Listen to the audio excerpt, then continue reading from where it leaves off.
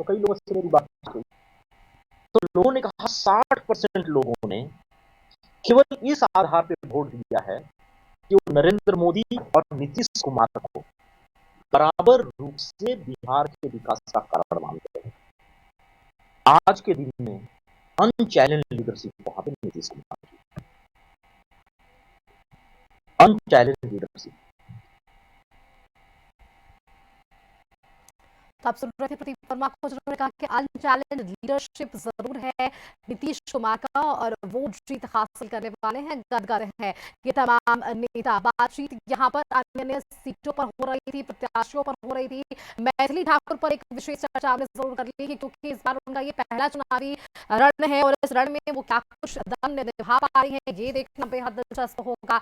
1826 vote, जिन वोटों से फिलहाल वो अपनी बढ़त को बनाए हुए हैं, बेहद उनके लिए कह सकते हैं कि लोगों में आक्रोश भी देखने को मिला उनके क्षेत्र में, लेकिन वो हमेशा से वोट की अपील करने के लिए अपने क्षेत्र में रही हैं। वोट की अपील उन्होंने की है और कहा है कि वो बिहार के लोगों को समझती हैं, बिहार के मुद्दों को समझती हैं और अपने क्षेत्र को समझती हैं। इस तरह से वोट उनके खाते में आने चाहिए।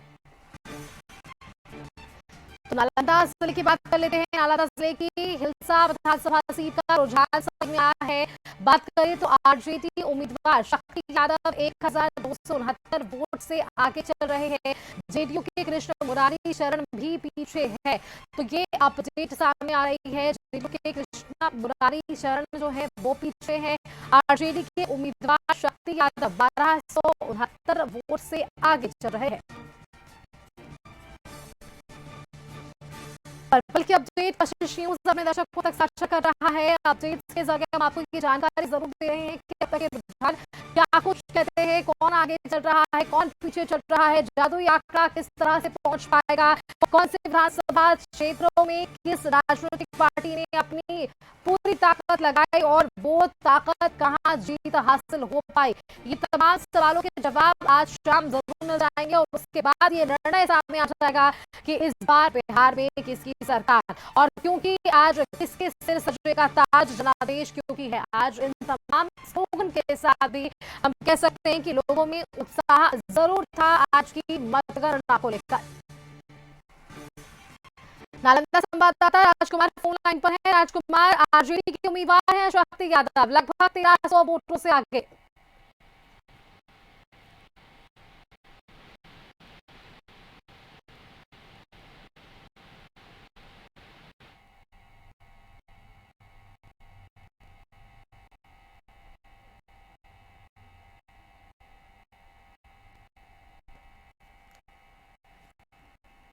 वापस से राजकुमार से जुड़ने की जरूर कोशिश करेंगे। नालंदा जिले की हम यह खबर आपको बता रहे थे और यहाँ जो आरजेडी के उम्मीदवार हैं शक्ति यादव लगभग 1269 ऐसे वोट जो अब तक की काउंटिंग हुए हैं।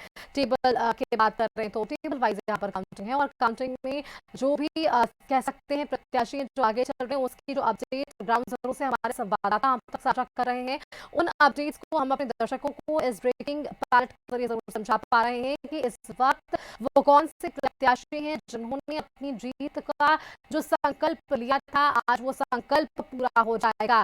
तो अब आप देखिए नालंदा का जो जिला है इसमें हिलसा विधानसभा की सीट पर बात हो रही है जिसके लिए रुझान सामने आए हैं और आरजेडी से उम्मीदवार इस बार शक्ति यादव हैं जिन्हें 1269 वोट से अभी फिलहाल आगे बढ़त मिल रही है। वहीं जेडीयू के कृष्ण मुरारी शरण पीछे हैं तो यहाँ आरजेडी और जेडीयू में सीधी टक्कर थी जहां आरजेडी अपनी बढ़त बनाते हुए नजर आ पा रहा है।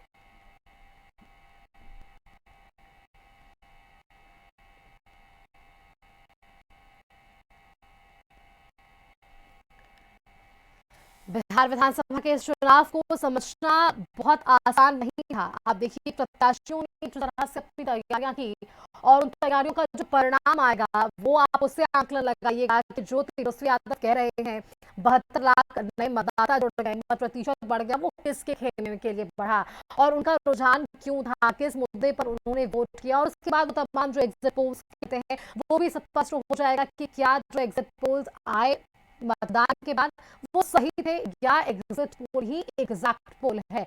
आप इन चीजों को भी समझिए कि तेजस्वी यादव हमेशा से ये कहते नजर आए, कई मुद्दों को लेकर उनके बयान सभाओं के जरिए भी हमने सुना है और कई स्लोगन भी उन्होंने देखा था।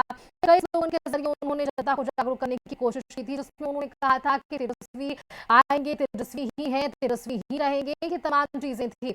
अब यादों पर हम अगर बात करें तो हर परिवार को एक सरकारी नौकरी देने की बात।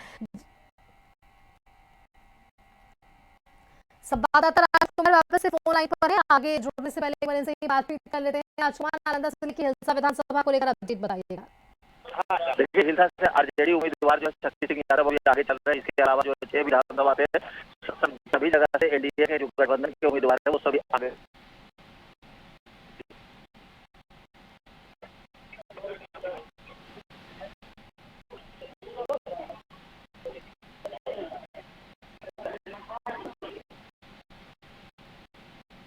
कुछ टेक्निकल इशू के कारण हम उनसे संपर्क नहीं कर पा रहे हैं। नालंदा सीट की बात कर रहे थे और नालंदा के सीट पर जिस तरह से बढ़त बनी हुई है आरजेडी की, बेहद दिलचस्प है। क्या ये बढ़त अंतिम वार्ता को बना रहता है हिलसा विधानसभा के लिए? अब हम देखेंगे उस चीज को भी। तो रश्मि हमारे सहयोगी लगातार न्यूज रूम से बनी हुई है। रश्मि, अलग अलग विधानसभा क्षेत्रों की बात हो रही है। अब बात हुई है जेडीयू के कृष्ण मुरारी की, जो इस वक्त पीछे चल रहे हैं। आरजेडी के उम्मीदवार है शक्ति यादव, 1269 वोटों से इस वक्त वो आगे चल रहे हैं। तो इन सीटों पे जो अब रुझान आ रहे हैं, आप देखिए लगभग 10:30 बज चुका है और अब जो रुझान आएंगे वो असल मायने में अब एक स्थिरता बनाती हुई अपनी पार्टी के लिए नजर आ पाएंगे। आरजेडी के उम्मीदवार शक्ति यादव अब क्या खुशी मना सकते हैं, जो सीटें उनके साथ आगे चल रही है? बिल्कुल सुष्मिता, देखिए ये 243 विधानसभा सीट पर हुआ चुनाव अपने आप में बेहद दिलचस्प रहा।